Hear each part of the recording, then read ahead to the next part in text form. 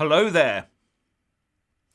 The news today is that the UK Parliament will go into an early Easter recess tonight instead of at the end of the month.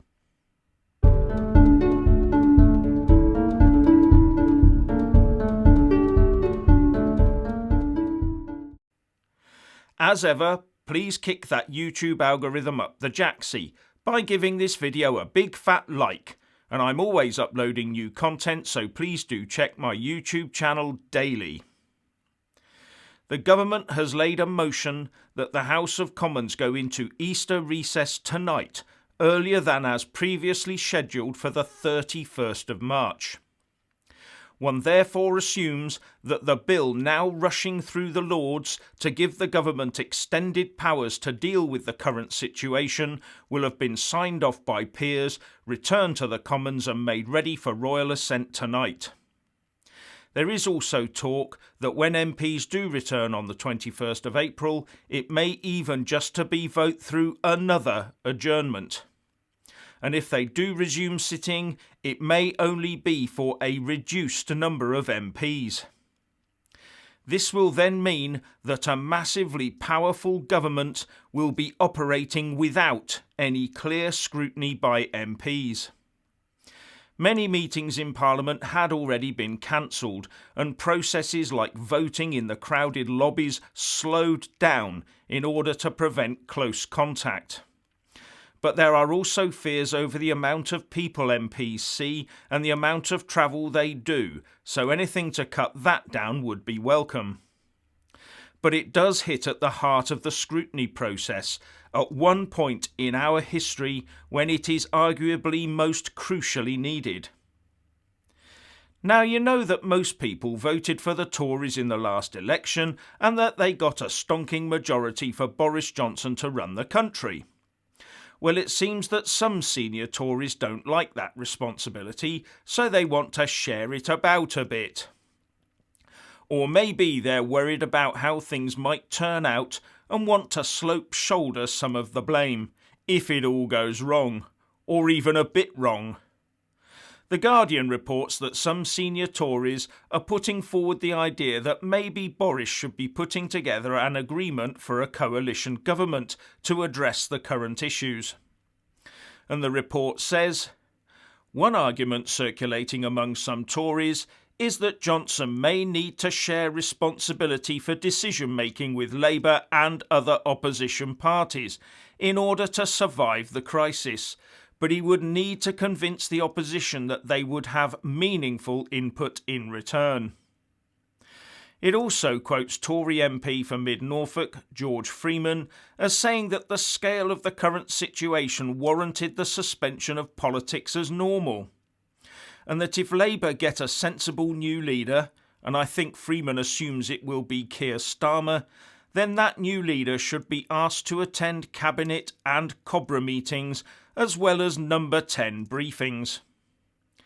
And the report also says that one unnamed Tory MP said that there was a political argument that Johnson may be keen to drag Labour in so that he was not seen to be the only name on any future political price tag should things not turn out well.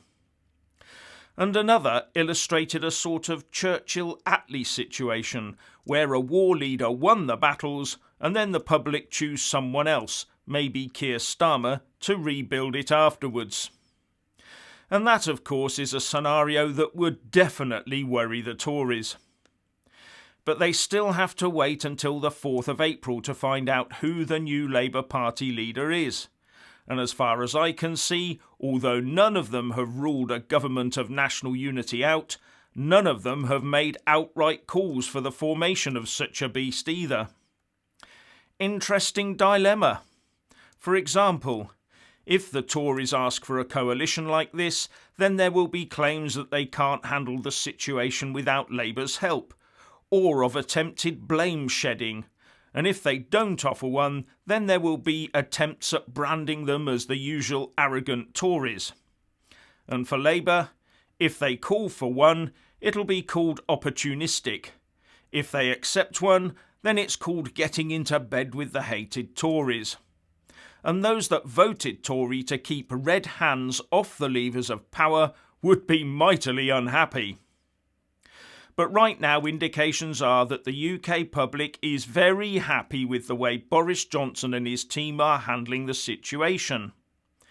In fact, YouGov reports that a recent poll shows that 93% of Brits back the government's approach, with 76% saying they strongly support it, with only 4% saying they oppose the government's moves. And on a personal basis, YouGov says that Boris Johnson now has a positive rating of 20, up from -3 a few days ago.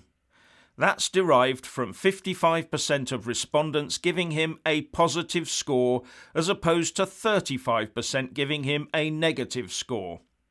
Very impressive recent performance as indicated by the graph.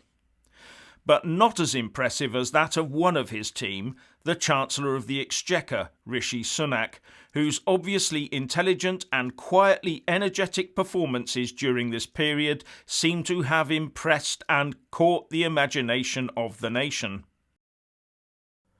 Rishi has seen his rating move out from under the 0 rating of -6 to move up smoothly to a massive +49.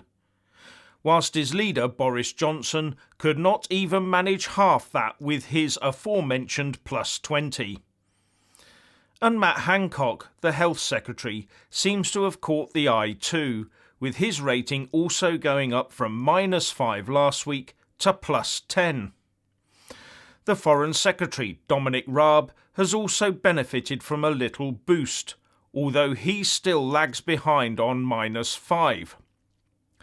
But the Home Secretary, Priti Patel, is faring the worst, way back on -23, but that is still a vast improvement on the -37 she had seen a few weeks ago.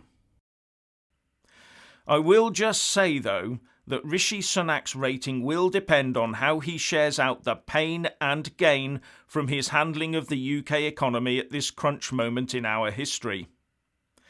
But the big problem for Boris and the Tories here is that even if they come out of this as the heroes that save the day, once the initial thankfulness has worn off, the post-event analysis and reports will start to be written, with all the usual benefit of perfect 2020 vision hindsight. And many of the authors of these documents may not be as supportive, shall we say, of the government as the public is at the moment. That's when the criticisms will start. That's when Labour, the Lib Dems and the SNP will be ready with their fine-toothed combs, clamouring for the instant release of all the reports and records and decrying the government at every refusal to publish and every redacted word within any reports. Be ready for it. And now for a little bit of good news that you won't hear in many other places. How many times have we heard that there are no Brits available to do seasonal work on farms to replace those who would usually come in from abroad? Well, Farmers Weekly begs to differ. It reports that thousands of Brits have applied to work on our farms after an appeal was made for workers to help feed the nation. It says that recruitment agency Hops Labour Solutions said it had been inundated with applications after warning of a shortage of seasonal workers to help harvest crops. And it also quotes the operations director of Hops, Sarah Baparan, as saying, "It has been absolutely amazing. We have had more than 6,000 people apply in 2.5 days. It has been a phenomenal response, and we are so grateful to everyone who has applied." Now, the country does need quite a few more of these workers, a lot more in fact, but the initial signs I take as encouraging. Another point to note is that Brexit was not cited as the reason for the shortage of workers coming in from abroad right now. Funny how Brexit is fading away as a total non-problem now, isn't it? Anyway, if you want to hear more from me, please don't forget to subscribe and also press that little bell, or you won't get any notifications. And if you want to see more of me, buy a mug with my mug on it. So what do you think about all of this? Please share and comment, and thank you for watching.